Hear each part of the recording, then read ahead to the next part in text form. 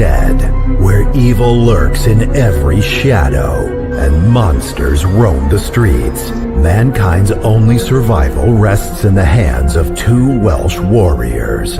Armed with boomsticks, chainsaws, bad language, these beacons of hope will stop at nothing to obliterate deadites, vampires, psychotic nurses. So, hold tight, strap in, and let the professionals take charge. Otherwise, you're in for a rough, blood-soaked night. All right. What's happening? So it was like a shock, even though we've just been talking to each other just before. I know. Hey! All right. How's it going? What's up? I've done something big this weekend, Jenks. Well, Really big. I bet it's Very, not. very stressful. You went for a jog. It has plagued me. No, even more important than that. Go on. Something I've been meaning to do for a long time. I have written down my top movies. What? All of them. No. It started as a top 5. Right. And in good conscience, I couldn't just do 5, so I did 10. Right. And then it stretched to 12. 12 done. I done my top 12 favourite movies of all time. Go on, then. Are you ready for it? Yeah, no, I'm chuffed. Yeah? Legally So Blonde. this is 12 of my favourite movies of all time. What I have right. done, right, is Yeah. there's franchises like Evil Dead. I put one of them in there. Although I love Army Okay. of Darkness, Evil Dead 1, there's only one of them in there, right? Because I can't have my top 12 with all Evil Dead films, yeah? Right. That is just a way of stuffing more films into your 10, like that we've been talking about. Like All right, fair enough. Maybe it is fair enough, right? all the Saw films in one. Yeah. All the Right, are Carry you On. ready? Are you ready? Yeah. This is- Before you start, am I allowed to slag off your choices? You won't. No, am I allowed to? Or are you going to Yeah, say yeah. my No, you opinion? You carry on, boy. You carry on. All right. But you won't slag off. Okay. All right. Right. So number 1, we've got The Thing, obviously. That's no surprise. Number 2, we've got Evil Dead 2. No surprise. In 3rd place, From Dusk Till Dawn. 4th, Death Proof. 5th, Goodfellas. 6th place, The Lost Boys. Yeah. 7th, Pulp Fiction. I love the way you did the with Lost Boys, and just to Lost show you Boys. really love it. 8, Boogie Nights. Didn't expect to see that there. 9, The Raid. Yep. 10, Brain Dead. 11, Phenomena by Dario Argento. Okay. And 12, Terminator 2. That's my top 12. Wow. I've narrowed it down to those 12. Well, There's still films I'm like, I want in there that, Friday the 13th Part 4. yeah. My favourite slasher of all time. I could possibly stretch it to 13. But no, it was 5, then 10, then 12. And So I also did my favourite directors as well. Yeah, so you didn't want to put all the Friday 13th in like at 12, 13 of them. Yeah. All Yeah, films. all the Carry On films. Yeah. What do you think? Yeah, they're all good films. They're all good films. I think in that list, I think Evil Dead 2 would be in my 12. Definitely Terminator 2 is probably my top 3, I would say. Yeah. Pulp Fiction wasn't there, was it? Or did I, Yeah, it was. Oh, It was. sorry, It is, that was yeah. there. What else was there I picked? I lost track. What you Brain think Dead? I don't know if it'd be in your top 3. No, but... it wouldn't be in. It wouldn't be in my top anything really. Even though it'd be my top zombie films, but I don't think there'd be room for my overall picks, if that makes sense.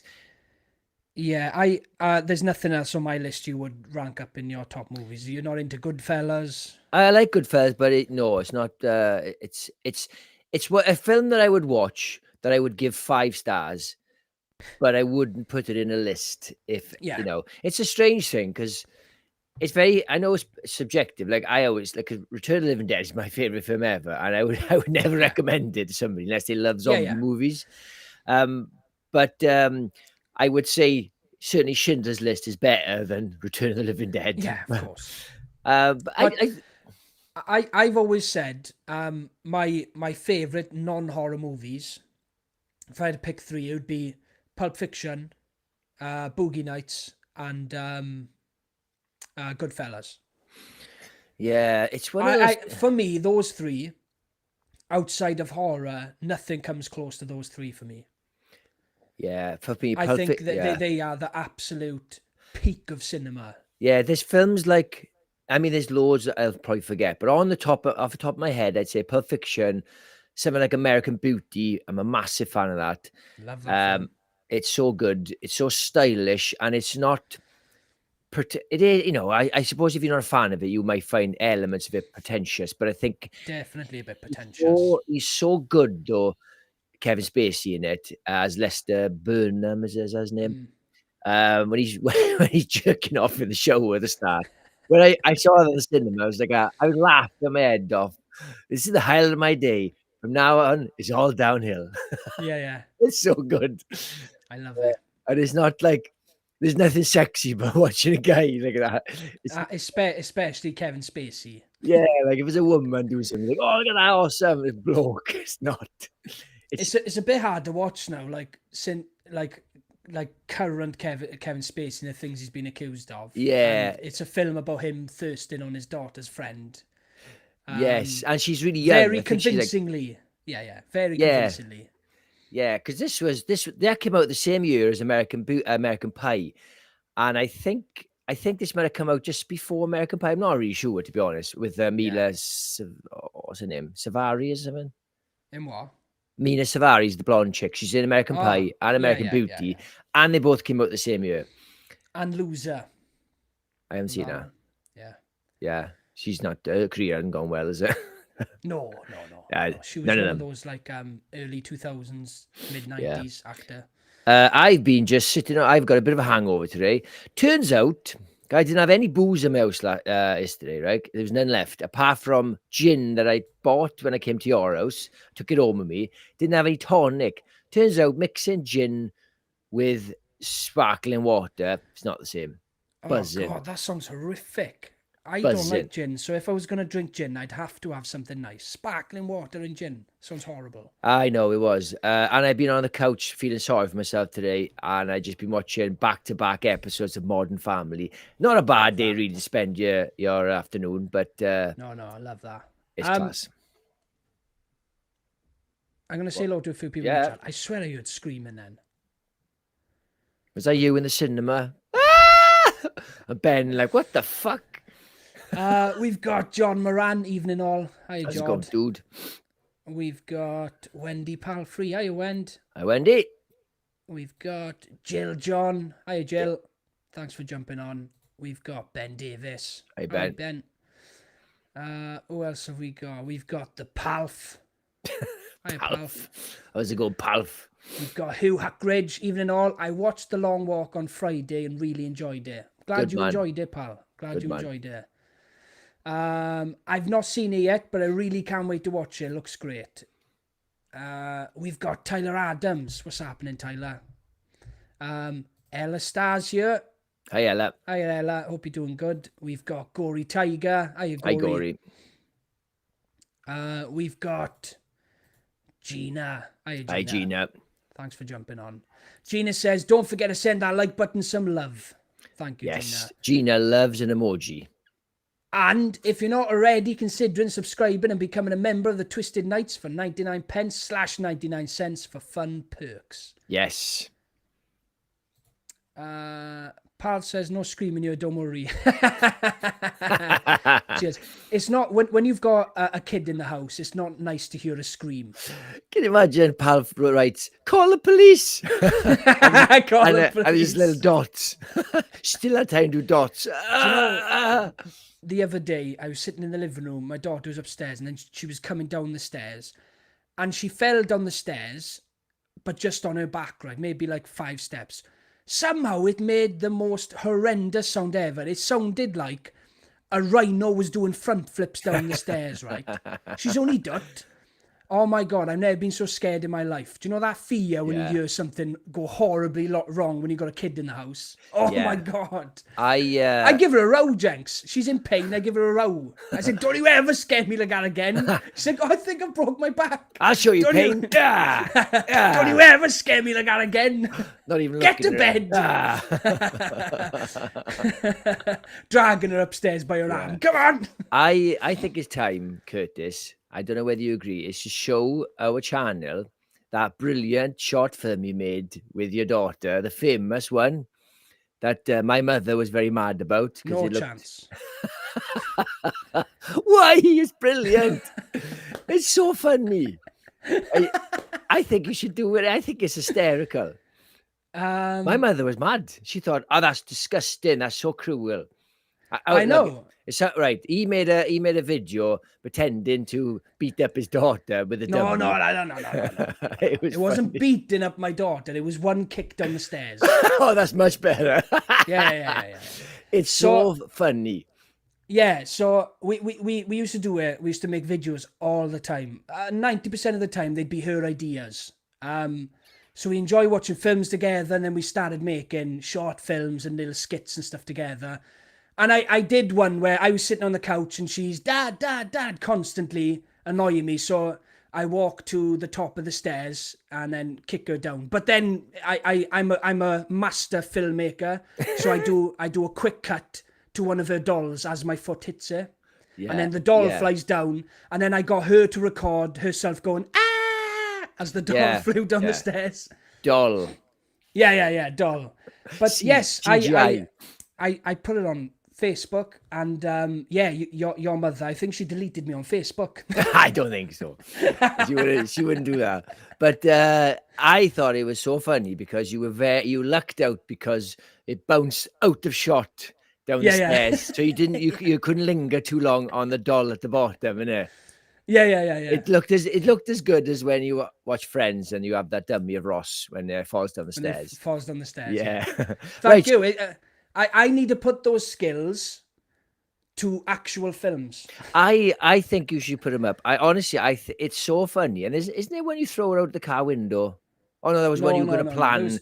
It was a roundabout one, a kid's playground one. There's one in the woods where I kick her down a bank. A lot of kicking. There was one where I'm playing football, and then I'm running to go kick the ball into the goals. And as I'm getting to the ball, she runs, falls, replaces the ball, and then I kick her through the goalpost. How are you not a millionaire, Kurt? I mean, these are like, these are better than M. Night Shyamalan's films anyway. But yes, we used to do videos all the time. Now she does videos on her own. I think it was important to clarify because I was setting it up to sound like, what the fuck videos are you making? Kicking your dog. Right, should we get started?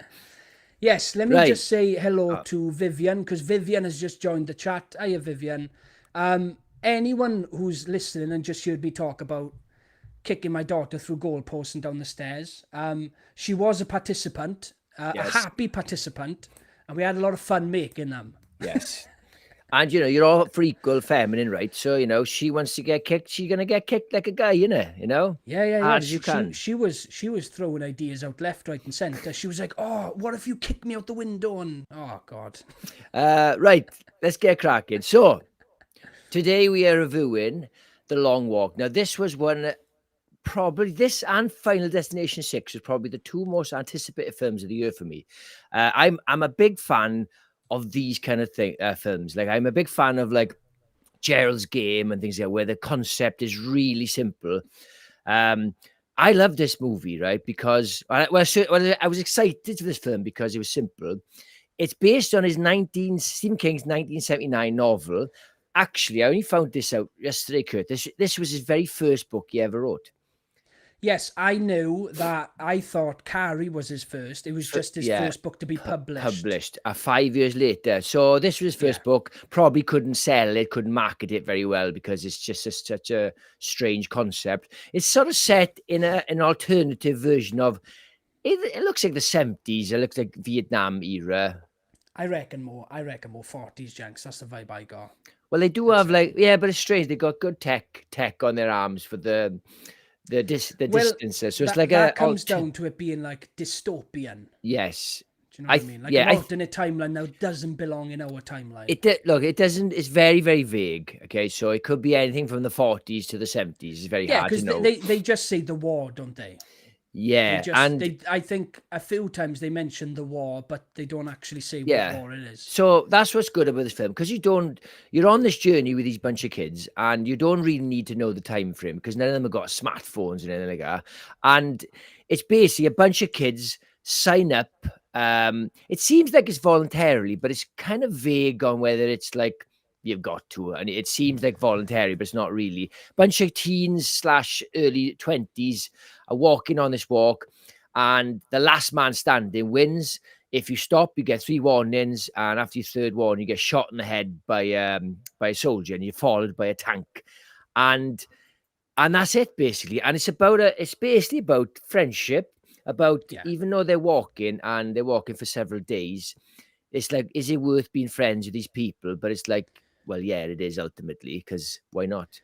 Yeah, I think that was a big message in the movie about living in the moment. It doesn't matter what's going to happen to us, or if we know only one of us is getting out of this. Right now, in this moment, we're together and we can help each other. They pull each other up multiple times and help push each other forward, even though they all know only one of them is getting out of there. That's like the plot of the movie.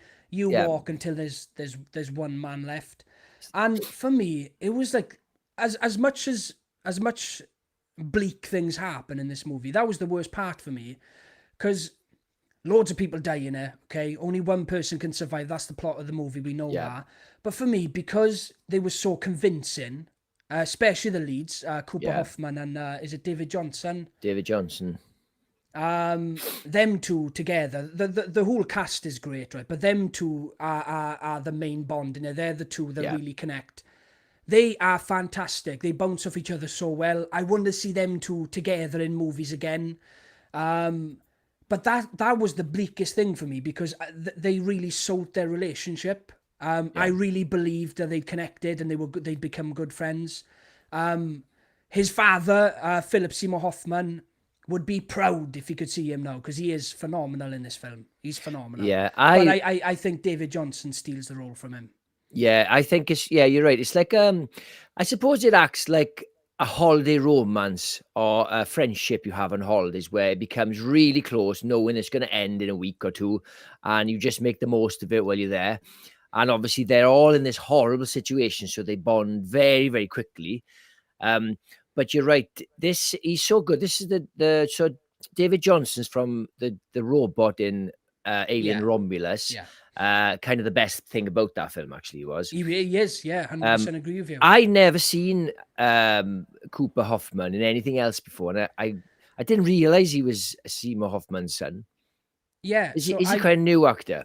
So this is how it starts, is obviously Philip Seymour Hoffman is very good friends with Paul Thomas Anderson. Right. He's done multiple films with him. I think he did almost all Paul Thomas Anderson's films while he was alive. And after he died, Paul Thomas Anderson cast Cooper Hoffman in Licorice Pizza, I think as a kind of homage to his friendship with his father. And that's where it started. I believe that was, I want to say, first movie. And I've seen him in about 5 things now. Saturday Night, a few weeks ago, he did another film with Christoph Waltz, a Hitman film. Terrible film. He's good in it, but terrible film. I thought yes. I saw that advert. I forgot what it was called now. It's meant to be very, very cheesy. It's awful. Is it awful? Is it? It was hard to see Christoph Waltz in a bad movie. He's great in it because it's Christoph Waltz. He doesn't even have to try to act. It's Christoph Waltz. But it was hard watching that movie. In fact, Christoph Waltz is so good, he made the film worse. Because he's so good in it, you can really see how bad the rest of the film is. Yeah, I've seen stuff like that where you're like, you're in the wrong movie, mate. Yeah, and it kind of opens your eyes to how bad the film is. You put Christoph Waltz in Inglourious Bastards, and it elevates the movie, and because all the other parts in that film are fantastic. Yeah, it's like putting like Daniel Day-Lewis in Birdemic or something. Yeah. You imagine, like, whoa, what the fuck? Whoa. But Yeah, he's done a fair few films now. Yeah. And I think, especially after this film in particular, I think he's going to be a big star. Yeah, so it's basically right. So it sounds boring. Look, I just disclaim: there's no spoilers in this. There's not really much Well, to spoil, the only really. thing we can spoil, guys, is Who who makes wins? it to the end. That's Yeah, it. that's it. You know, people are going to get shot. You know, pretty much the lead characters are going to be like the last one standing, to some extent. Because I think there's about 20 or 30 at the start. I'm guessing. I can't remember. Did they say the number? Quite a lot. Quite a few kids. Yeah. There's about 30, 40, something like Yeah, that. because at one part a lot get killed and there's about 15 left. So I'm guessing there's at least 30. Yeah. So the film is basically, oh, you're on the walk with them for the next 2 hours. It doesn't really leave. It doesn't have many flashbacks. He has like a bit of a dream at one point. I'm guessing the novel would probably flash back and forth because you're not going to read a novel in one go. Most people won't. But with a Yeah. film, you want to be on the journey with them. You're kind of exhausted with them. You kind of liking these characters. It does sound boring, like just watching these kids walking, and every so often one of them gets shot. But it's not, and you're not, and it's not even like that. Oh, hurry up and someone gets shot. I'm bored. It's not like that. You almost No, forget that people are 100%. going to get shot. Yeah. I've seen loads of funny posts about this one. Obviously, people reviewing the movie, and one of them I seen was, I got survivor's guilt watching this movie in a comfy recliner. Survivor's guilt. But do you know what this film did the best for me? This is what really sold the film for me when I was watching it. Is that it kind of draws you into a false sense of insecurity, if that's the saying, false sense of security. Where when the film starts and they all meet, it's as if they're going on a trip. Yeah. They all get there, none of them know each other, they all sit down, they're all introducing each other, and you've got these quirky characters who say funny things, and everybody's different. And then when they start the walk, they're in high spirits, their arms are held high, and they're all getting along with each other or arguing or whatever. And then soon as that first person gets shot, and you see that flip in Cooper Hoffman, where he's like, shit, this is real. Yeah. And then the film gets progressively worse. But the start of it feels like Stand By Me. It's got Yeah. that same vibe of like friends getting together and going on an adventure until the first person gets killed. And like Stand By Me, that adventure is amazing until they finally see the dead body and you're like, oh shit, this is real.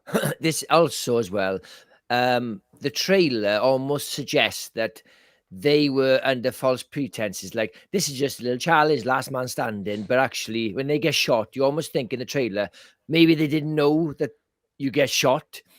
When they started, they sign up, but they do know. Obviously, they just accepting because they live in that world. It's televised, isn't it? So I'm sure they would have seen. No, they do TV. know. But what I mean, the trailer suggests that possibly maybe they didn't know what they were signing up for. But obviously, when you watch the film in the context, you're like, I think if you live in a crazy world, as these people clearly do, you kind of get desensitized to horrors. Like we do. Like, how long did it take to get used to the craziness of COVID, of just like wearing masks and shit? It took 5 minutes for you to live in this crazy world. And now looking back, it feels crazy. And these guys are living in a world where it's okay to shoot people in the head. A bit like, I suppose, Hunger Games. Oddly enough, he directed Hunger Games 2, 3, and 4. Okay, and he also did I Am Legend. Yes. So obviously, like Stephen King made The Running Man, and The Running and Hunger Games is very much like Running Man. So it's not like, but he's clearly good at directing people in a horrible, fucked up way. There's nothing more fucked up than the Hunger Games, just shooting kids. I see a few people in the chat now saying it sounds a bit too sad, and Palf's piping up talking about how much she cried watching the movie. Cried. Worst thing about the movie is I wish they didn't show his mother dropping him off at the start. Because you get that thing where they're okay, they're calm, they're driving towards the drop-off point. And obviously the second he gets out of the car and starts walking away, his mother breaks down. What a performance as well. She's the I can't remember her name now, but she's in... I got her name here. Judy Greer or something like that. Greer. She's in Halloween, the new Halloween trilogy. She's in loads of stuff. She's one of those girls. She's great. She is phenomenal in this. So obviously she's not on the long walk, so we don't spend loads of time with her. Maybe 10 minutes, 10 to 50 minutes throughout the whole movie. She is phenomenal. The emotion she shows, especially at the start, where she won't let him go and she's telling him, it's not too late to back out. You can just come home. You don't have to do it. Phenomenal acting and heartbreaking. Yeah, you're right. When I used to do kickboxing tournaments, I never used to let my parents come. I didn't want to see me getting my ass kicked or something. Yeah, and I getting think your nose broke. Like. yeah, and I thinking to myself, yeah, you're right. Like, Mom, stay home. It's going to be too hard as it is. Yeah. Make me a packed lunch and fuck off. Do you know what was extra great about this one as well? And I don't know how intentional this was. This was just something that I picked up watching it. Apart from obviously Mark Hamill, the sergeant. Yeah. All the people following them on the what are they called? I've gone completely blank. Tanks. Yes. They're faceless. So they've got faces, but they don't get any screen time whatsoever. They're all wearing glasses. You do not know what they look like. They're kind of like these faceless monsters who just start picking away at them. And they're not part of the story because they don't get any screen time. They're just there at the side of them 24/7 while they're walking. The second someone goes up their 3 strikes, you just see the bullets and that's it. Yeah, because even when they're aimed, they're always at the side view. Yeah, so it never truly gives them too much screen time. And I think that's because it's I don't know if the right word is like demonizing them, but it makes them their own. Dehumanizing them. It makes them their own force. Or it could be that the director thought, I don't have to pay these fuckers anything. They're just, they're extras with but guns. like these guys who are like shooting the shit out of these kids, I don't want to see them like shooting the shit themselves, like chatting or whatever, just having an everyday chat like Jules would do in Jules and Vincent would do in Pulp Fiction. I want them to be monsters off screen, bullets, and that's it. And I thought that was a perfect touch. I don't know how intentional it was, but yeah. But also, even if it wasn't intentional, what it could be as well is that they didn't want to seem like they're evil or they're like, I love this job. It's like, it's just a job. This is the world we live in. You don't want to see them feeling upset or happy. They're just part of this horrible cog. Yeah, exactly. And that's the thing is while we don't see them, we don't get to see any sort of emotion that they may have while shooting someone. Because, I mean, at one point, there's a guy, he's got diarrhea. Yeah. And obviously, because he's shitting so much, he can't pick his speed back up. And the guy's just like, well, I've just got to shoot a guy who's running shit out of his ass. Like, it's horrible. It's, I got to say, Mark Hamill, he's got a very gravelly voice now, right? Now I always thought it was crazy that he voiced the Joker. Now he just always sounds like the Joker. Yeah, obviously he's a bit of a crazy guy in real life, and he hasn't really. He's kind of a what's the word? A revival anyway. Where since Star Wars, people forget, they think of him as like this kind of legend, but they forget, like, no. After Star Wars, he had no roles at all. Oh, God. At all, like, dried up. The only thing I can think of him in is it Two Evil Eyes? He was in, he was in Body Bags. John Carpenter. Legend. Body Thanks, Bags. mate. Yes, thank you. I beat you in a John Carpenter. Yes! I was struggling between a few anthology horrors. It's the I one. He's a baseball player. Yes, that's it. Yeah. I feel like that's the only thing outside of, and I mean, up until his resurgence. Yeah. The only thing I remember watching and going, oh my God, that's friggin' Luke Skywalker. No, that's what he's turning up in. These, like, obviously Body Bags was a really cheap sort of movie. Yeah, John Carpenter TV movie, like. Yeah, and that's what he was turning up in. He never made it. In fact, it's the curse of Star Wars. So you only had really Harrison Ford become a star after Star Wars. Carrie Fisher, none of those people made it. Harrison Ford got lucky because he had Indiana Jones. He's just a good-looking guy, and it's the same with it's the same with the new Star Wars. The only guy to get out of there unscathed is Adam Driver. The girl, what's her name? Daisy Ridley, is it? Daisy Ridley? Yeah. She's nothing.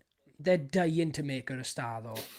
And To make her a and star. you can't even count Oscar Isaacs because he was already a star. He got the role. Yeah, no, Oscar Isaac.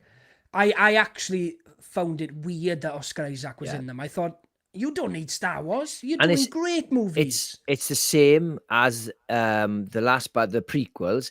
Only what's the bird's name? Natalie Portman made it out of there. Don't count Liam Neeson. Ewan McGregor and but they were stars anyway. I'm saying. No, that's what I'm saying. Don't count those. Yes, exactly. Yeah, of course. But he is great in his late years. He was great in The House of Usher. I loved that. I loved him as this Weasley lawyer. But my point was, going off a tangent, he doesn't have to do fuck all. He's just standing on a tank. Come on now, boys, keep going. That's the spirit. That's pretty much all he does, isn't it? Yeah.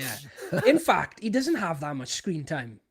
No, he's just a presence, isn't he? Yeah, he's just a presence. I'm going to read a few comments, Jenks. All right, where are we? Palf says, I really enjoyed The Long Walk. It's in my top 5 of the year, I think. Fair play. Probably mine. Wendy says, what as my left foot?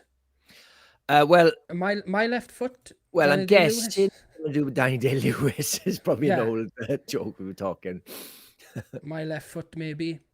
Ella says, is it very brutal? So I wouldn't say extremely brutal, but they don't shy away from seeing the shots. So you do see some grisly stuff. There's one like jaw, but I would say it's just even when they're just walking away and you hear a kid screaming, please, or whatever, and you just hear the bullet. That's more than enough. You don't always have to see a head explode. No.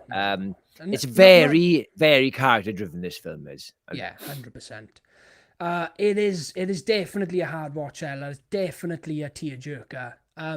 Like bleakness and violence aside, I think just the human emotion in it and the connections that some of these boys build up, that's what's more of a hard watch, is seeing the relationships they build. You know, it's a proper character-driven movie, like you said, Jenks. I tell you what was really good in it was Charlie Plummer, the sort of kind of a villain of the boys.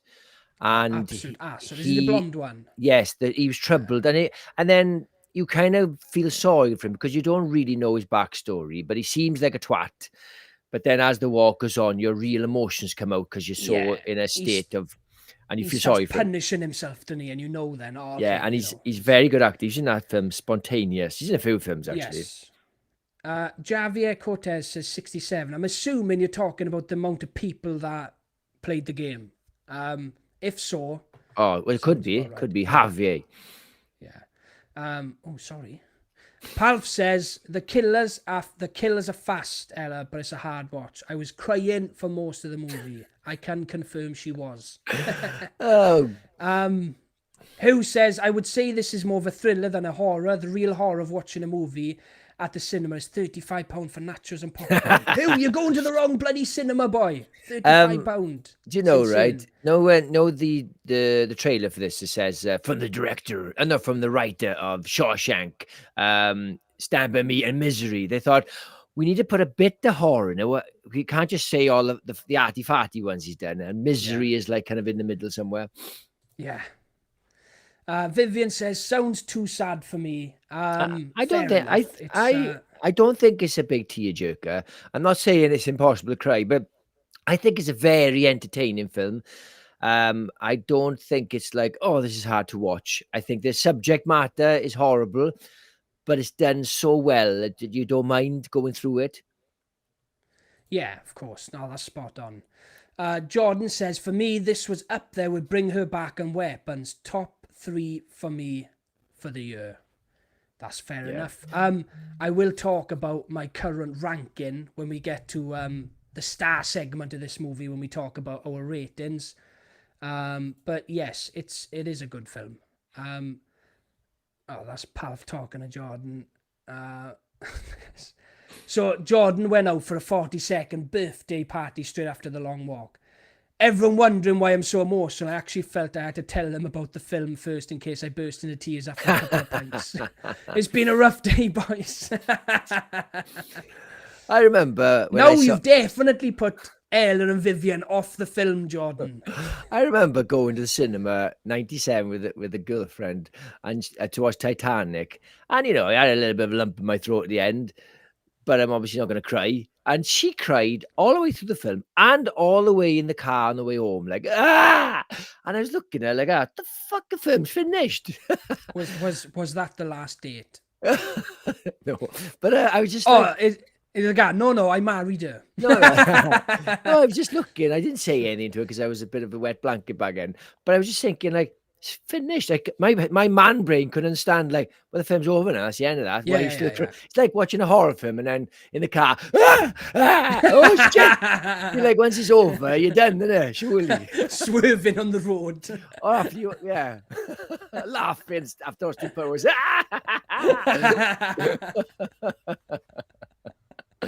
Yeah, don't get it. Don't get it. Yeah, you done? One more. John says it's an emotional roller coaster. I definitely don't recommend going out to a birthday party directly after. Go and watch it and have a good cry. Yeah. Yeah. So for me, it's one of those films like I didn't think we'd be able to review it. We've actually done a good job actually, because I thought it's just by walk in and it's really well made. But it actually is pretty excellent. I can only give it 4 stars because it just doesn't have enough meat on the bone. It's no fault of the movie. Some movies just don't have enough, subject matter, but that does not mean to say is any reflection on the quality. I would actually say, I know it seems strange they're giving it 4 stars, but I'd say it's pretty flawless. No, I agree with you. I'm closing in on 4 stars as well. Yeah. To be honest, Jenks, I have the exact same thoughts as you. There's nothing wrong with this movie. 4 stars good. That's really good. I'm only giving 5 stars to films that absolutely blew me away these days. I don't like chucking 5 stars out anymore. I'm quite, I reserve the 5 stars. But yes, it is a flawless film. I couldn't tell you one plot point or any flaws in this movie that bugged me. It just doesn't have enough meat on the bones for me. It's not touching my top 5 for the year. But I have nothing bad to say about this movie. But like I said to my girlfriend after it finished, I said, yeah, it was a good film, but it's not a film I'm going to remember 2025 for.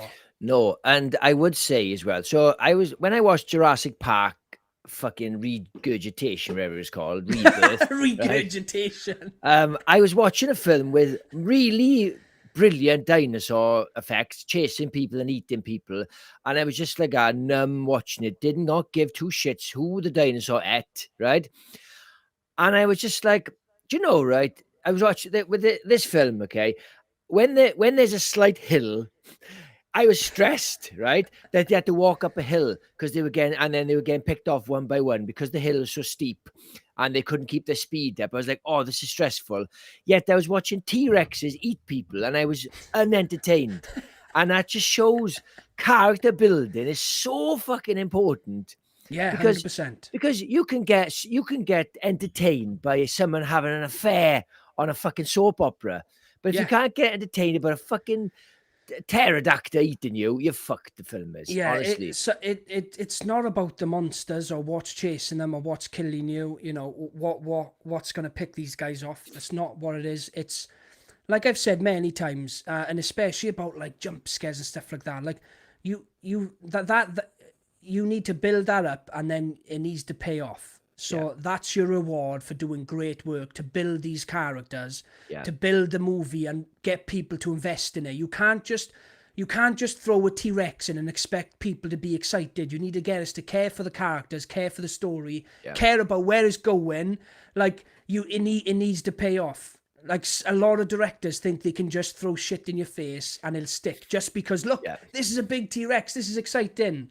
Was it more exciting than them walking up a hill? No, it wasn't. And honestly, it is exactly. I thought, fucking hell, I'm really enjoying this hill. The hill's great. It's the best example, more than a bunch of kids walking up the hill, because they were actually getting shot, so that there was drama. Yeah, it was more entertaining watching a fucking scene in American Psycho with a fucking business card than having a T-Rex chase some guy on a fucking boat. Yes, I will say the characters in this movie are that's where the 4 stars go, and it's not for the horror elements, the story, which the story's good. It's all to do with how well these characters are written, how much you care about these characters and the dynamic, even the bad guys. And that's what's great as well. In any sort of community, people will gravitate towards other people. Yeah. And even though they're all walking in this one group, it's like Mean Girls when she takes into the cafeteria. There's the jocks, you know, there's the posh, they're the popular kids. Any community will split. And that's exactly what they do in this movie. They all get together, they don't know each other, but they automatically start to gravitate to certain people. And then you've got the good guys, the bad guys, the outcasts.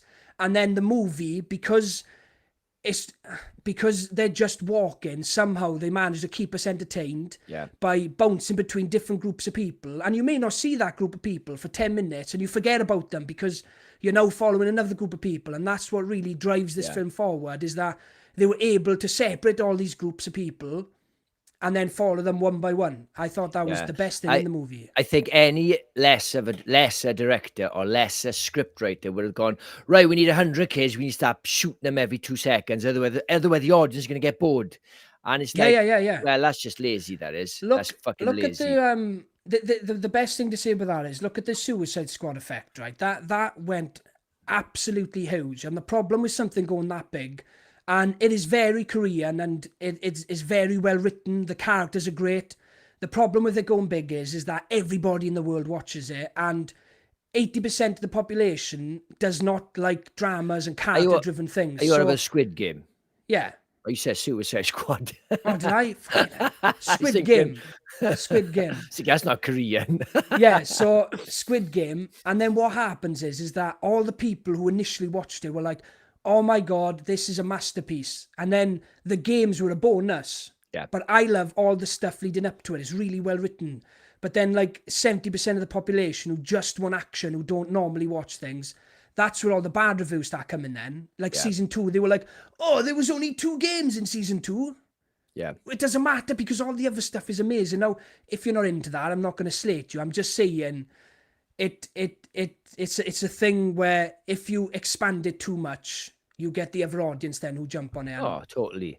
Jump in with the negative shit, like. Yeah, I was thinking, like, I was talking to my wife the other day, and I thought, why has this been on the shelf since 1979? This is one of his best ideas. It's probably one of the cheapest to produce. And I know it went through several hands over the years. I did a bit of research, and I'm like, but why though? This should be like, it's a no-brainer. Bunch of kids walking on a road. Easy film to make as well. And, you know, it's also, he's had success with things like The Green Mile and stuff. So you think this kind of film would have come out relatively close to Shawshank and stuff, of like, oh, there's clearly a market for Stephen King, more drama-driven horror. And it's the same with Gerald's Game. Gerald's Game the book came out like really early 90s, maybe like 92 or something. And it took all the way to Mike Flanagan's one 5 years ago. And it's like, that's a woman on a fucking bed. That's even cheaper to make. Like. Very, very strange. Since you mentioned Gerald's Game, when I was really young, I started reading Stephen King books. Yeah. And I got to a point where I got to Gerald's Game, and I was so young, I wouldn't even like, oh, I know, I need to read the blurb and really understand what this is about. Yeah. And I started reading, and I think I got like, not even halfway through, and I was like, oh, this is a bit too saucy for me. I'm not enjoying this. I remember. I got people being chained up to beds and stuff, and I was like, I don't think I'm supposed to be reading this yet. Well, around about the time Gerald's Game came out, I was starting to read, buy books myself. Before that, it was like, why would anyone read a book? It's like homework for school. And I remember seeing, Stephen King's got a new book, Gerald's Game, and there's a woman on a bed. And I was like, oh, it's like boring. And I thought it was one of his boring ones. And I did not know. One of his boring I didn't even read the back. I didn't know until it came out what the plot was, until the trailer came out, the Mike Flanagan. I was like, this is right. You never read it then? Didn't read the back. I just thought, Gerald's Game, if it's not got like dead in the title, not interested. Yeah. Yes. But yeah, 4 stars all around. I would highly recommend this film. Look, the subject matter is a bit sad, but I don't think it's a film where it's hard to watch. I don't think so. No, I also think it's got a very powerful message, and it really sings true in like the last 10 minutes. It is very, very powerful. It's got a great message, and all the horrible stuff that happens in it pays off at the end. And it really shows true friendship. And to be honest, you can say, you know, how sad it was and how bleak it was. It has got a beautiful message, and it really pays off in the end. Yes, definitely. I love them two together. I think they're phenomenal. Johnson, between this and Alien, I can't wait to see what he does next. Yeah, and he's looking pretty stacked, isn't he? Yeah, he's stacked in it. Yeah, not big stacked, just fucking cut this fucking heat. Yeah. When it started and they're all sitting there, I was like, no one's beating this guy. Jesus Christ. Well, they make a reference to this. They point out this. There's a guy there, and a they guy go, that's "Oh, in great shape. yeah." He said, "Oh, he's in great shape," and I'm like, "Hang on, you're in much better shape." Yeah. They must have gyms in those days. I don't know, just chin ups. Let me read a few comments. Jordan says, that shows you how shit the characters were in that film. Yeah. Lazy writing, crap characters, crap development. Honestly, like what a piece of shit. And Gareth Edwards he's a good director as well. It's a shame. Yeah, I know. They go into tribes. That's exactly it. John says, I can only imagine the premise being so simple and bare must have put people off making it. Thankfully, it landed in the correct hands. Such well-written characters that you would invest in. Yeah, you've got a good point there, John. Like, as simple as it is, you've got to be really clued up and a bit masterful to be able to direct characters to carry a movie where they walk for 2 hours. Yeah. So hats off to the director. He's done an absolute cracking job. I almost feel bad giving it 4, but I just know that the top 5 movies I've got right now, it doesn't quite come close to those ones. And I just checked. This film cost 20 million to make. Still quite high, actually. Yeah, but you can see the kids don't have to pay the kids. None of them are big stars. Mark Hamill will probably do it for 5 mil, I reckon. Yeah, 5 mil for food. No, he wouldn't do. No, he wouldn't do 5 mil. No, I know. Do it for some food. He's I just hope this makes bank. I think it's made about 15 million. So I hope it does well because again, it's so cheap to make and it has been well advertised. But I would, and there's a lot of buzz around there. So much buzz that this wasn't a movie I was clamoring for this year. When it came out, it was just like, oh, The Long Walk's out, I'll go watch it. Wasn't like counting down the days or anything like I was with Bring Her Back or Weapons. But because this movie had so much buzz, I was excited to go watch it and I was eager. Yep. So hopefully that goes round to everyone else as well and more people go watch this movie. I had a fair few amount of people in my screening and my cinema's usually quite quiet. There was a gang of maybe like 13 youngsters all in the front row and I thought that's a great sign, although I shit myself. Because I was like, they're going to be absolute pains. Yeah, I was lucky as well, actually. There was no talking. My screening was quite busy as well, which I've chuffed. I went 6:30 as well. I had to get up and go to the other side of the cinema and down because I had someone behind me, right, that came in 10 minutes late who sounded like they were trying to climb into their bag of crisps. For 30 minutes straight, right, it was constant. Yeah. And then Palf could probably sense I was getting annoyed. And she's like, do you want to move? And then we spent like 10 minutes walking to the other end of the cinema. Like fucking gone. As far away as I could from them. Like I couldn't believe how loud someone was with crisps the other day. I can't remember what film it was. And I was just like, they shouldn't sell crisps in the cinema. It's just too loud. Same as popcorn. That was me and it was in my house. It was just like I nothing against people eating and stuff like that, but you know when they shouldn't sell anything noisy, like they even put popcorn in bags now. They used to put them in like pots, like drink pots, and now they're bags to save money, and it's like that's I know like popcorn's associated with the cinema, but it's fucking loud and being quiet is associated with the cinema as well. Oh my god! We've just had Eli Cortez drop in. What's happening, Eli? How's it going, dude?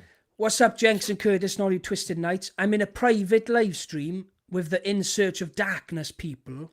I just dropped your channel and Davies' channel in the chat. Awesome. So In Search of Darkness, though, that's the documentary makers, yeah, because I eat those up. I think they're like they do like in between 80 and 85, and it's like a 5-hour documentary going through every single horror movie. Awesome. And they're up to the 90s now. Really? Eli, you're a legend. Thank you so Yes, much, pal. appreciate that. Constantly dropping our channel and getting us out there. Appreciate Yeah. it. And you know what? I don't know if Davey messaged you the other day, but he messaged me and he wanted us to come on his stream. He said, between 8 and 10 hour stream to raise money for a charity out where he lives. And he's going to be inviting a shit ton of people on for 30-minute segments. That's great. 8 to 10 hours. It's the Friday we go to HorrorCon. Oh, what? Yeah, so, well, he said himself, he was like, oh, well, I may have to move it because obviously he's going to want all the other guys as well, all the other British guys, and they're all going to be in HorrorCon. Yeah. Yeah, 10-hour stream, Jenks. That's insane. We struggle with an hour. Yeah. But, yeah, fair play to the guy. Hopefully, he does move it and we can do it because that'd be something, it'd be great to be a part of that. Yeah, So is he allowed to have a little nap, like, you know, in between while somebody else is talking? No chance, boy. 10 hours straight through. Well, I'm guessing he'd go to the toilet. I'd love to catch him, like, on the 7-hour mark while he's, like, fatigued. Yeah, I have seen somebody do something for charity and dropped in and out. I can't remember who it was. Was there somebody watching? Oh, was it Darren? Were they watching all the Friday the 13th or something in a row? I don't know. Somebody was. Was it TSL? They were watching all of them back to back. No idea. And it was like, takes for like, I don't know, 2 days or something. Yeah, no idea. Yeah. Anyway, I think we've talked as much as we can about the long walk without giving anything away. Yeah, it's a cracker. And what else is coming out now next? Well, my one of my biggest movies of the year is One Battle After Another, Paul Thomas Anderson's newest movie. Super excited for that one. One of my favorite directors. I've got a bad news for you. Film, what? Apparently super fucking woke. But it is getting insane reviews. I think like people are calling it the movie of the decade. Now I take that with a pinch of salt because, you know, the discourse hasn't really started yet. There's no like early reviews, but I'm hearing a lot of good stuff. But that film cost 175 million. That ain't got a fucking chance of making any money. I know that Warner Brothers were very unhappy with Paul Thomas Anderson, and they are sweating. But they should be, because I will 100% not get his money back. Yeah, but I would put everything on it. They are absolutely sweating. 175 million for that type of movie is insane. Do they think it's going to make 400 million in the fucking box office? I've never seen anything like it in my life, but they are going to get £20 from me because I'll be going to see it. Yeah, I did fancy it, and I watched the review the other day on Film Threat, and they said it is very good and funny, but it seems like the arse end of woke. Like they made it when this thing was still relevant, and now it seems really dated about incels and all this stuff. I'm like, ugh. Oh, so a lot like Eddington then, isn't it? I don't know anything about that. Well, I haven't seen it, but that one's about the pandemic and all the stuff. Yeah, and stuff. Yeah, it's like the sludge pile. All the shit's got to come through eventually, and it's like the arse end now. Vivian says, I got to notice that you guys have a stream tomorrow. Is that right? We do, Vivian. We're doing a members-only Demons review. We say review. We're just going to talk shit about Demons. Not shit as in call it shit, but yeah, we usually end up just chatting about it, but yeah, we haven't done a members live stream in a while, so we both thought let's do one soon, and obviously try and keep the ball rolling just to give you guys your money's worth, you know, because we want to be doing more for our members. Yeah, so I do chuck stuff up, solo stuff on there, but I think most people want to see me and you talking. I just, I think as well, we do it with a specific film, so we can keep them relatively short and sweet. So if we don't have anybody watching, because obviously there's not a hell of a lot of members, and it's easy for rewatching, so you don't have to, you don't have to be necessarily part of the show on when it's airing. Yeah, ATG NAT did all the Paramount Friday the 13th movies. I don't know who they are. I don't know what that acronym stands for. Is that what you say, acronym? Yeah. Don't worry, John. I don't expect that. Looks like a long name. I don't expect you to spell that out. I think I'm going to see that, and Emma Thompson's one on my birthday. Yes, I'll be going to see that. Emma Thompson getting the Liam Neeson treatment, turning What's into an that? action star. Well, she's going to be like kicking people's head in. Yeah, That's big time action star. That's stretching it for me. Well, Jenks, watch the trailer, right, and get the vibe from it before you slate Okay. it. No, I will watch it. I like films like that, but Emma Thompson. Yeah. Vivian says, I love that movie. It is one of my all-time favorites, Vivian. Spot on. I watched this the other day and made my notes. Plenty to talk about, plenty to make fun of, plenty to love. No. Don't, Yes. don't I got a separate category of piss takes. Ella says, need to fix my notifications somehow. Yeah, I don't know what's going on there, but I know a lot of people that I know struggle to get notifications off us. I think it's across the board, man, of all channels. I think they've done some cleaning up and it's fucked up stuff. I think YouTube doesn't like us. Could be. We're Welsh, and I'm ginger. And they don't know how to turn our voices into subtitles for people who need subtitles. Yeah. What the hell's going on?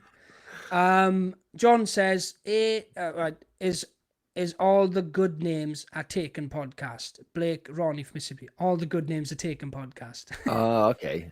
That's a good name. It's a good name. It's a good name. Vivian says, going to watch Demons 2 tonight. Yes, we love Demons 2. It's good time. Good thing way to do your time. Yeah, I wouldn't argue with anyone that prefers Demons 2 over Demons 1. I personally prefer the first one. I think it's a lot more intense, a lot more gory. But I love the second one almost as much. I just feel like something happened where they weren't allowed to make it as violent as the first one. And I think it does struggle a little bit in intensity because of it. Yeah. But that's my only problem with Demons 2. I love Demons 2. I just don't feel like it's as intense as the first one. Yeah. Right. We've done it, Kurt. We didn't think we could, but we managed to do an hour. Well, hardly an hour. We talked shit for 20 minutes before we started talking about the film. Well, you with your fucking top 12. Really weird number. What's the point? Just do 10. No.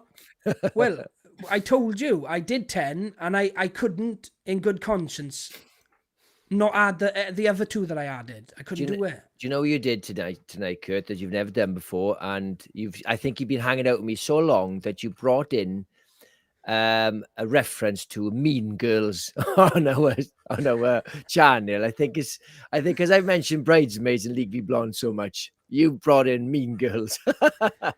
Well, that's just my intellect, to be honest. I was trying to reference a film to like get people to people to visualize what I was talking about. You know, that's why I've been doing Mean Girls with Legally Blonde. Yeah, I suppose. And Bridesmaids. I think at the time I just didn't understand you. But I'm getting there, Jenks. I'm getting better. Anyway, right. Curtis, you've got an awesome channel. Do you want to pitch it? Not really. Guys, I haven't posted on it in weeks, but I've got about 5 videos. I am going to get back into it. I'm going to be talking about cult movies, classics, Italian, Japanese, all sorts of films. Films I can talk about that Jenks doesn't particularly want to talk about. No. Because he's a mainstream man. He only watches mainstream horror movies, and I need to talk about some classics. Yeah. And he's got a Love Island channel as well that I won't watch either. I've also got a channel dedicated to John Candy. It's called Candy Locker. How well do you think John Candy would have done on the long walk? Bang! I'm not here to shit on John Candy. God bless his soul. God bless his soul. I have also got a channel called Zombie Locker where I drop a video once or twice a week. All right, don't rub it in. I did 2 videos this week. I'm going to try and do 2 videos a week because they're relatively short and I can do 2 at a time. But I just didn't want to sort of, run out of zombie films too soon. But yeah, I've dropped a film called Yummy. I highly recommend that film. It's on Shudder. It's a great I put a very short review because I didn't want to spoil it, even though it's 6 years old, because not many people have seen it. I didn't want to give spoilers. So I couldn't go into detail with the ending and stuff. But yeah, it's on my channel, Zombie Locker. And we've also got, Curtis... Yeah, so apologies to all the guys that have to hear this every Wednesday and Sunday, by the way, saying the same shit all the time. But Let's do it quick, Em. for anyone now, we've got a Facebook channel. We're just trying to build a community for horror fans, movie fans in general. Search us on Facebook, Twisted Locker, join the community, and we just like to talk outside of the podcast as well. Get to know you all a little bit better, share reviews, movies we love, collections and shit like that. Yeah. But yeah, if you guys want to hang out with us outside of the podcast, just join our channel on Facebook. And also for members, we will be back tomorrow evening at 7:30. Slight difference because Is it?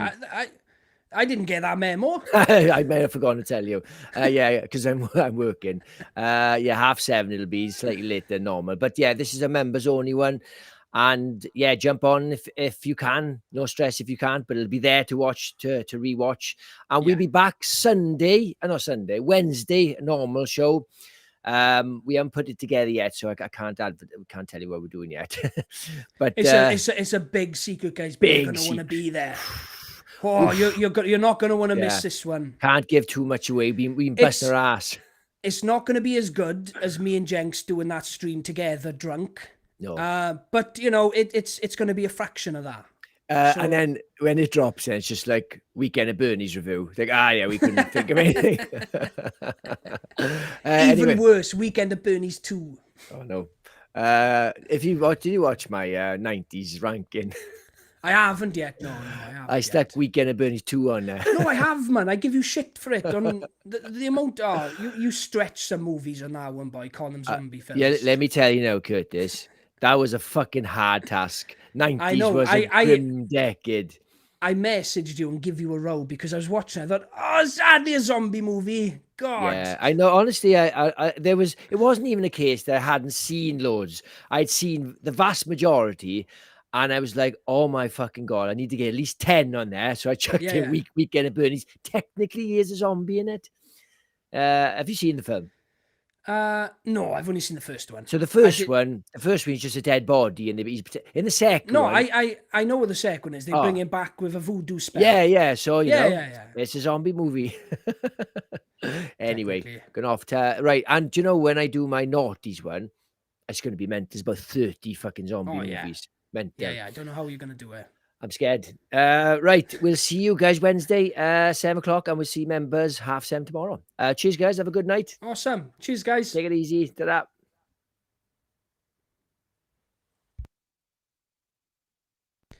You stay classy, planet Earth.